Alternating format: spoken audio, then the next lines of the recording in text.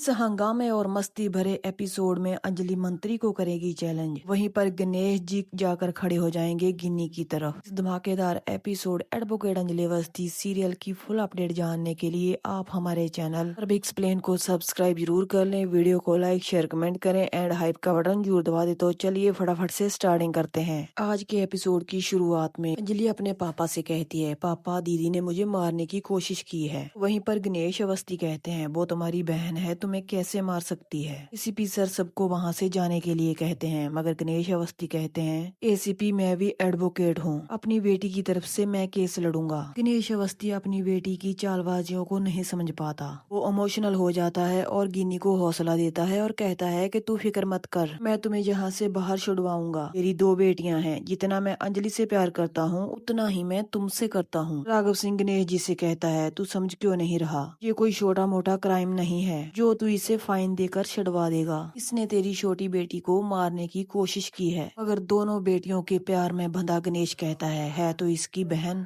गणेश अवस्थी कहता है, इसे छोड़ क्यों नहीं देते। राघव सिंह कहते हैं, अगर तू इसके साथ खड़ा रहेगा तो मैं भी अपनी बेटी अंजलि के साथ खड़ा रहूंगा। तभी वहाँ पर मंत्री आ जाता है। वो एसीपी सर से कहता है, चलिए छोड़ दीजिए इनको, कल शादी है इनकी, घर में बहुत सारी तैयारियां करनी है। एसीपी सर कहते हैं, आप क्या पंडित हैं। मंत्री एसीपी सर से कहता है, जरा तमीज से बात करो, ने बोला ना छोड़ देने के लिए, अभी के अभी रिहा करो। चलिए रानी मजूमदार जी हमारे साथ चलिए। काश कहता है, चलिए यहाँ से निकलते हैं। वी अंजलि का गुस्सा फूट जाता है और कहती है, प्रकाश त्रिपाठी ये तेरे बाप का घर नहीं है। प्रकाश त्रिपाठी अंजलि से कहता है, ज्यादा बात नहीं, एकदम चुप हो जाओ, मुझे ज्यादा बात सुनने की आदत नहीं है। एसीपी सर कहते हैं, इन्हें तो मैं किसी भी हाल में नहीं छोड़ सकता। सुनिए मंत्री जी, ज्यादा उछलिए मत, वरना लेने के देने पड़ जाएंगे। मंत्री कहता है, एसीपी तू अच्छे तरह से मुझे जानता नहीं है। एसीपी सर कहते हैं, मैं तुम्हें जानता भी हूँ और पहचानता भी हूँ। 54 केस हैं आपके ऊपर, अगर आप इस झमेले में पड़ेंगे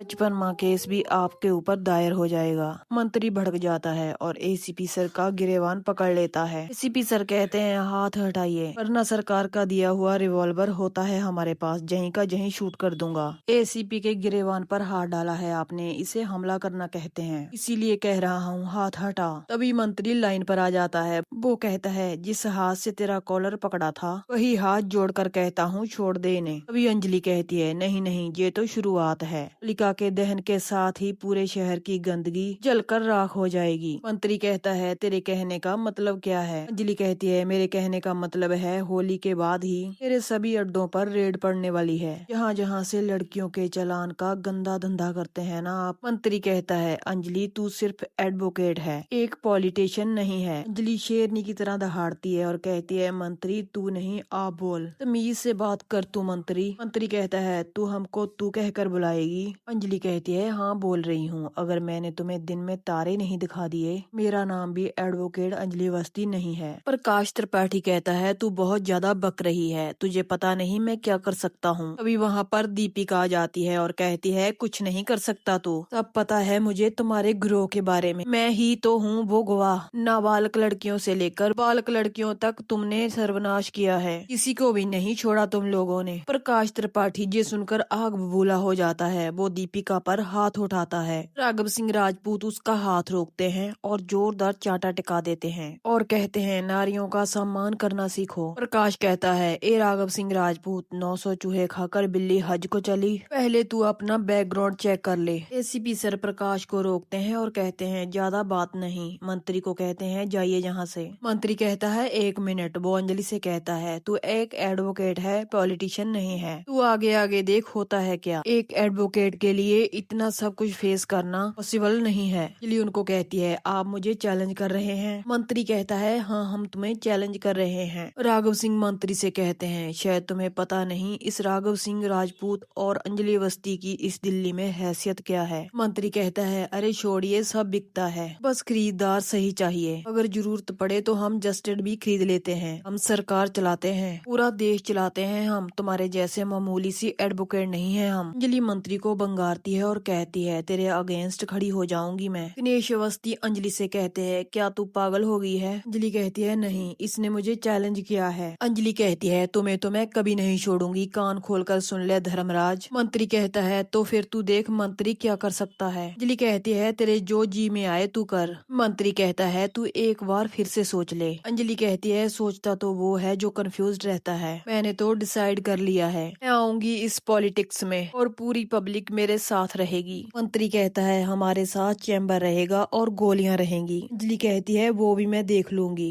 तुमने क्या समझ रखा है अपने आप को? नारी को निर्बल समझने की कोशिश मत करना। देवी का रूप है हम, माता रानी, माँ चंडी, माँ अम्बे और माँ दुर्गा का रूप है हम। अगर जरूरत पड़ी तो माँ काली का रूप भी ले सकते हैं हम। तुम्हें हराऊंगी भी, इसी इलाके से जीतूंगी भी और असेंबली में भी आऊंगी मैं। और सुन, एक दिन के लिए नहीं, पूरे 5 साल का कार्यकाल संभालूंगी मैं। पूरे शहर को करप्शन फ्री करवा देगी ये एडवोकेट अंजलि अवस्थी। मंत्री अंजलि का चैलेंज एक्सेप्ट कर लेता है और वहाँ से चले जाता है। राघव सिंह राजपूत कहते हैं अंजलि ये क्या किया तुमने? वहीं पर एसीपी सर कहते हैं तुम पागल हो चुकी हो क्या? Are you serious? अंजलि कहती है जय सर, आपको तो पता है मैं मजाक नहीं करती। इनसे लड़ने के लिए इन्हीं की भाषा में जवाब देना बहुत जरूरी है। मंत्री वहाँ से बाहर आ रहा होता है, तभी उसके सामने वेद आता है और कहता है कि मंत्री जी आपने गलती कर दी। अवस्थी खानदान का मैं दामाद हूँ, ऐसे उस खानदान में एक देवी है, आपने उनको ललकारा है। मंत्री कहता है अरे कहना क्या चाहते हो तुम? वेद कहता है एक असुर था महिषासुर नाम का, उसको भी बहुत घमंड था कि उसे कोई नहीं मार सकता क्योंकि वो अमर है। उसके बाद एक देवी शक्ति ने जन्म लिया, उसने खड्ग और त्रिशूल उठाया और उसका बार बार वध किया, जब तक वो मर नहीं जाता तो उसे मारती रही। उसके बाद अब आपकी बारी है। मंत्री कहता है ये तुम्हारे बाप दादों के जमाने से मिला कोई खजाना नहीं है, ये 35 साल का तजुर्बा है। उस अंजलि अवस्थी ने हमसे चैलेंज किया है, क्या जानती क्या है वो पॉलिटिक्स के बारे में? जाओ जाकर उसे समझाओ, राजनीति तो हम करते हैं। कहता है कहाँ आप राजनीति करते हैं, आप तो करप्ट करते हैं। वो करेंगी आकर राजनीति। एक हाथ में कानून की किताब होगी और दूसरे हाथ में संविधान की किताब, इसलिए आप हो जाइए सावधान। मंत्री कहता है अगर ऐसा नहीं हुआ तो? वेद कहता है तो फिर मेरा नाम वेद राजवंशी नहीं है। वेद मंत्री को वार्निंग देता है और कहता है कि कोई घटिया हरकत करने की हिम्मत भी मत करना। अगर आपने ऐसा कुछ भी किया तो फिर मैं आपके ही घर में घुसकर आपको इतना मारूंगा कि आपके हर अंग से चीख निकलेगी। मंत्री ये सब सुनने के बाद वहाँ से चला जाता है। वेद के पास अंजलि आ जाती है।